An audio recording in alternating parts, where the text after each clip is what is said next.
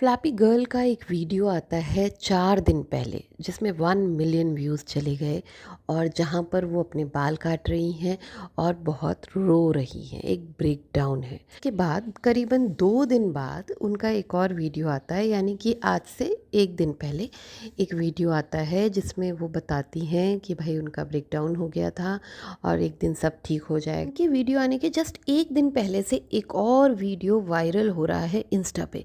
ये सब मैं आपको बताऊंगी। 13 घंटे पहले एक और वीडियो आता है जिसमें वो क्लिपिंग्स डाल देती हैं जो ये पूरे ब्रेकडाउन के पहले के वीडियोस थे। ठीक है, तो हम इन सारी चीज़ों के बारे में डिटेल में बात करेंगे और मैं आपको एक ऐसा एग्जाम्पल दूंगी जिससे आपको ये सारी चीज़ें क्लियर हो जाएंगी। एक और ऐसा वीडियो, एक और ऐसी बंदी जिसने अपने बाल सोशल मीडिया पे बैठ के काटे हैं और बहुत रिसेंटली काटे हैं इंस्टाग्राम के वीडियो पे।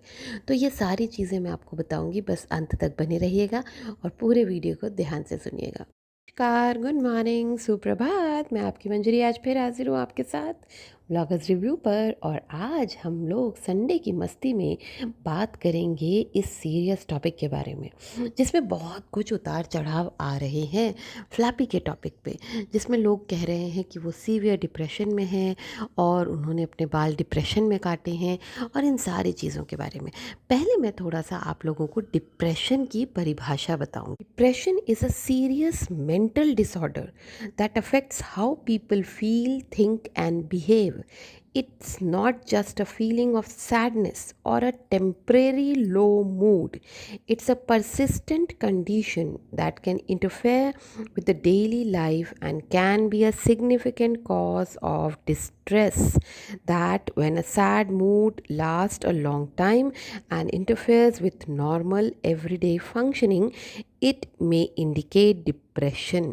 कि यहाँ पर डिप्रेशन को किस तरह से बताया गया है कि एक बहुत ही mental disorder, serious mental disorder है, जहाँ पर एक टेम्परेरी क्षणिक चीज़ों को नहीं टेक केयर किया जाता है। वहाँ पर एक परसिस्टेंट, मतलब लॉन्ग जर्नी में जब आप कंटिन्यूसली ऐसे फील करते हो, लो फील करते हो, या आपका काम में मन नहीं लगता है, या आप चीज़ों में गुम रहते हो, आप होशो हवास में नहीं रहते हो, आपको पता नहीं होता है कि आपके आसपास क्या हो रहा होता है और आप एक अलग ही जोन में रहते हो। ये चीज़ें जब कंटिन्यूसली बहुत लंबे समय तक होती रहती हैं तब आप डिप्रेशन में जाते हो। यानी कि डिप्रेशन आने के पहले भी आपको एक बहुत लंबी जर्नी कवर करनी पड़ती है, तब आप इस बीमारी में घुसते हो।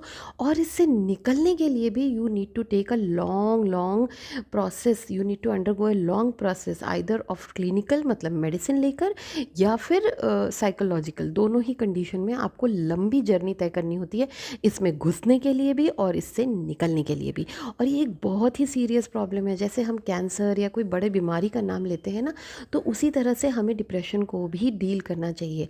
एक्चुअली हुआ क्या है कि पहले मेंटल डिसऑर्डर्स और मेंटल डिजीज़ को बहुत हवा माना जाता था। आज से करीबन 1 डिके या 2 डिके पहले ऐसा होता था कि मेंटल डिसऑर्डर, अरे ये पागल है क्या, इस तरह से माहौल होता था।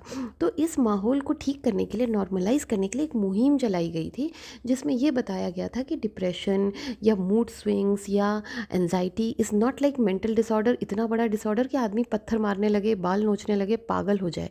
इसलिए इस चीज़ को बहुत लाइटर मोड पे एक अवेयरनेस कैंपेन चलाई गई थी जिससे कि लोग इसको बहुत लाइटर लें, मतलब पागलपन से ना तुलना करें डिप्रेशन को।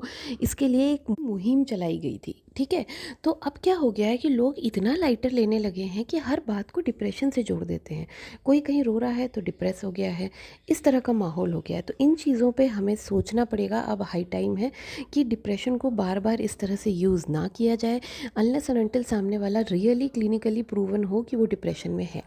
चलिए आगे बात करते हैं इनके बाल काटने का। तो मैंने एक इंस्टा पे एक वीडियो देखा, मुझे किसी ने भेजा था और मैंने इंस्टा पे वो वीडियो देखा। और उस वीडियो में मैंने देखा कि एक बंदी बाल काट रही है, रो रही है, क्योंकि उसे कमेंट्स में और उसके हस्बैंड उसे आर करके बुलाते हैं क्योंकि वो वीडियोस बनाती है। And it is a Pakistani video, that much hint I can give you. तो उस वीडियो में मैंने देखा कि वो किस तरह से बाल काट रही थी। अगर आप लोग भी वो वीडियो जाकर सर्च करेंगे, आज की लाइव में आ जाइएगा, मैं थोड़े और हिंट्स दे दूँगी तो आप लोग देख सकते हैं आराम से उसको। तो जाके आप देखेंगे तो उसने पूरे मतलब खिचड़ी बना दी है अपने बालों की। उसने हर एंगल से, हर जगह से, कहीं से भी काट रही है वो। कोई सिस्टम नहीं है कि एक जगह पकड़ा वहाँ से नीचे नीचे ट्रिम कर दिया, नो। वो बस पूरा उसने मतलब सत्यानाश कर दिया। उसको अगर वो पार्लर जाके, सलून जाके ठीक भी कराएगी ना, तो वो ठीक नहीं होंगे। She has spoiled it. और उसके बाद उसकी कोई भी वीडियोज़ या इंस्टा पे रील्स नहीं आई हैं ये हेयर कट के बाद, जो उस लड़की ने किया है। तो उसको अगर हम कंपेयर करें इस सिचुएशन से, क्योंकि दोनों बहुत रीसेंट हैं, उनकी आई, उस पाकिस्तानी लेडी की आई, और उसके जस्ट नेक्स्ट डे इनकी आई। तो इन्होंने क्या किया, इन्होंने बाल नीचे से पकड़े और उसे एक साथ काट दिया। 100% ऊपर नीचे ज़रूर हुए होंगे, मैं ये नहीं कह रही कि बिल्कुल लाइन से कटे होंगे, क्योंकि बाल काटने की भी एक टेक्निक होती है, और उन्होंने उस तरह से नहीं काटा, बट उन्होंने बिल्कुल नीचे नीचे से ट्रिम किया, एक ही जगह से, और दोनों साइड से उन्होंने नीचे नीचे से पकड़ा और ट्रिम कर दिया। तो इससे समझ में आ रहा है कि वो अपने होशो हवास में बाल काट रही थी। हमारा पॉइंट ये नहीं है कि वो दुखी हैं कि नहीं, हमारा पॉइंट ये बिल्कुल नहीं है कि वो परेशान है कि नहीं। वो दुखी हैं, वो परेशान हैं, डेफिनेटली परेशान हैं। और जब से वो अपने ससुराल से वापस आई हैं, और जो पंचू ने जो वीडियो बनाया है उनके फादर इन लॉ के थ्रू, कि मतलब यहाँ पर आने की ज़रूरत नहीं है, अगर आपको मेरी बेटी पसंद नहीं है तो यहाँ आने की ज़रूरत नहीं है, हमने नहीं बुलाया था, ये सुनने के बाद तो किसी भी लड़की, किसी भी बहू को तकलीफ़ होगी। किसी भी बहू को और उसकी बच्चियों को लेकर जब वो अकेले रह रही है तो उसे बुरा लगेगा। मैं मानती हूँ, उस पॉइंट में कोई दो राय है ही नहीं, इट्स वेरी मच वैलिड। लेकिन जो उन्होंने उस दिन किया, अगर उसकी बात करें, तो वो अंडर एनी मूड स्विंग और अंदर डिप्रेशन नहीं था। वो एक ब्रेकडाउन था, एक गुस्सा था, जिस गुस्से को उन्होंने इस तरह से निकाला, पर वो अपने होशो हवास में थी। बस हमारा पॉइंट ये है, जो लोग भी इस बाल कटने के इशू को डील कर रहे हैं, अभी बात कर रहे हैं इस बारे में, उनका पॉइंट बिल्कुल भी ये नहीं है कि फ्लैपी गर्ल तकलीफ़ में नहीं है। उनका पॉइंट बिल्कुल भी, एटलीस्ट मेरा पॉइंट ये बिल्कुल भी नहीं है कि वो तकलीफ़ में नहीं है या वो परेशानी में नहीं है। वो डेफिनेटली परेशानी में है, तकलीफ़ में है, हम उनके साथ हैं। लेकिन जो बाल काटने वाला एपिसोड है वो टोटली उनके होशो हवास में हुआ है, क्योंकि जो वो कर रही हैं ना, वो वैसा है ही नहीं जिसमें उन्होंने अपने होशो हवास खो दिए और उन्होंने अपने बाल काट लिए। ये हमारा पॉइंट है, बस इस पॉइंट पे आप डील करिए। और प्लीज़ मुझे अगर कमेंट्स भी करने हैं तो प्लीज़ इसी पॉइंट से डील करिए कि क्या वो अपने होशो हवास में बाल काट रही थी या बेहोशी में काट रही थी, मतलब एक ब्रेकडाउन या एक डिप्रेशन में काट रही थी। बस हमारा इतना ही पॉइंट है। अगर वो अपने होशो हवास में नहीं काट रही थी तो उसे कहीं से भी काटना चाहिए था, मांग के पास से, आगे से, पीछे से, कहीं भी कैंची चला देनी थी। पर उसने तो बाकायदा हाथ से पकड़ा बालों को और उसे नीचे से ट्रिम किया। और आप देखिए दूसरे वाले साइड से भी उसने ऐसे ही किया, दोनों को दो भागों में डिवाइड किया। आप अगर हेयर कट कराने जाते हो तो वो भी दो भागों में डिवाइड करता है, मांग निकालता है आपकी, और दो भागों में डिवाइड करता है सलून वाला भी। तो बहुत सिंपल सी बात है कि वो बहुत प्रॉपरली सोच समझ के कर रही थी। बस हमारा इतना ही पॉइंट है। उनके दुख से रिलेटेड नो डाउट हमें कोई प्रॉब्लम नहीं है, हम समझ रहे हैं, we are with her. But उन्होंने जो ये किया वो गलत किया और अपने होशो हवास में किया, ये हमारा पॉइंट है। बस हम इसी पे स्टिक कर रहे हैं। उनका एग्रेशन, उनका गुस्सा बिल्कुल जायज़ है, क्योंकि पंचू ने जो वीडियो बनवाया है अपने फादर के थ्रू कि वो लोग ना आए यहाँ पर, ये सुनना किसी भी बहू को अच्छा नहीं लगेगा। वो भी एक बहू जिस सिंगल है, जिसके साथ दो छोटी बच्चियाँ हैं, उन्हीं के घर का खून है, उन्हें आने से वो मना कर रही है एक वीडियो के ज़रिए। वो सुनकर डेफिनेटली बुरा लगेगा, हम उनके साथ हैं।